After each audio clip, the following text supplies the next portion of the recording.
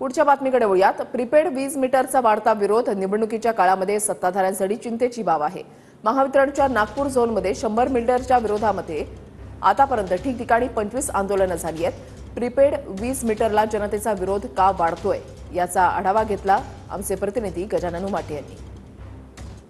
नागपूर आणि वर्धा झोनमध्ये जवळपास 100 प्रीपेड मीटर लागले, परंतु याचा विरोध करणारे आंदोलनं 25 पेक्षा जास्त झाले।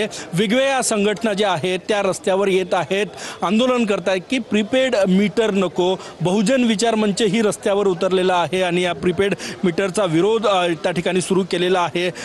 कशासाठी तुम्ही विरोध करताय? 25 आंदोलनं झाले नागपुरात, वेगवेगळ्या संघटनेंनी केले। आम्ही विरोध जे करत आहे हे लोकांचं एक रिप्रेझेंटेशन म्हणून करत आहे। लोकांमध्ये प्रचंड असंतोष आहे, कारण 4-5 पटीनं महाग असलेलं प्रीपेड मीटर एक नॅशनल स्मार्ट ग्रिड मिशनच्या एक गुंडस नावाखाली ही जी योजना सरकारने सुरू केलेली आहे।